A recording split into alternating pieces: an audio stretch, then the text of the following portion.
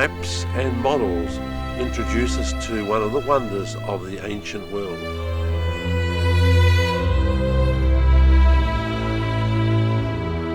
That is started to excavate it on the 19th century. We're coming back to the 1850 when an English guy coming here started to excavate it because they have read something about the traveler told about the Jewish people who live here. And we went to Hamadan, we saw the Esther and Mordechai, and the story of the Esther and Mordechai was, and Esther became the queen of everyone. So that ceremony is held here.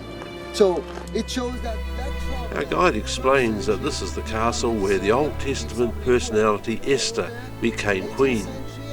But this is also where the Old Testament prophets Daniel and Nehemiah lived out some of their life.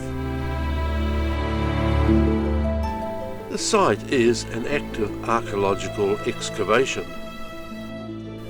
It was first examined in 1836 by an Englishman, Henry Rawlinson. Then further archaeological work occurred in 1851 to establish the identity of the site. In 1885, French archaeologists arrived, and the French have continued to work on the site with interruptions for the two world wars. These low reconstructed walls mark out the sites of the King's Palace rooms. In fact, the many rooms in the palace indicate that the design was much more Babylonian and Syrian than Iranian. In some places we are able to examine the palace foundations.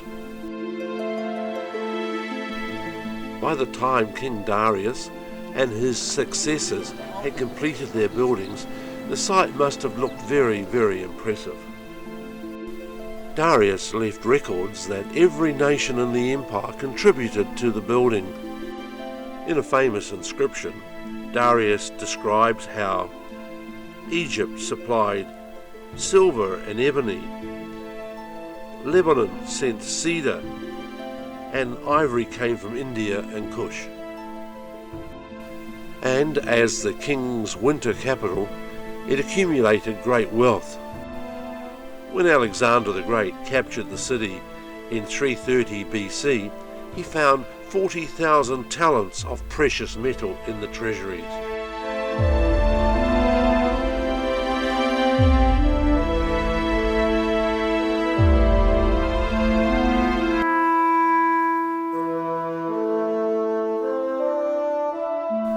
Unfortunately, the artefacts discovered here, and there have been a lot, have mostly ended up in French museums.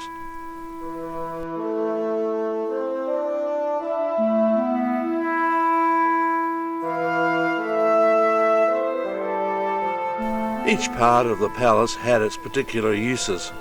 This is believed to have been the area where the military rehearsed. Under the adjoining mounds of earth are the remains of the ancient royal city of Shush.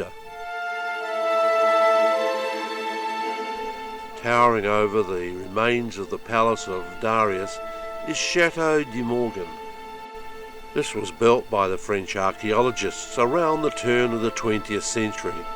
It was built to protect the researchers from raids by local tribes.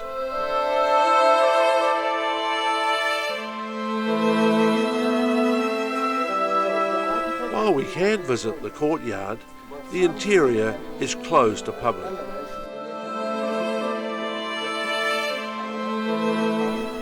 These dump buckets were used to carry earth from the excavation.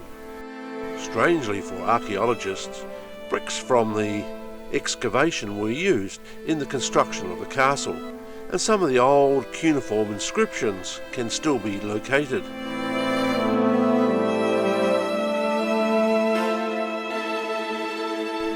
Looking out over the modern town of Shush, we see this tower. Constructed in the 19th century, it marks the traditional site of the grave of Daniel, and it's a place of pilgrimage for Jews and Muslims alike.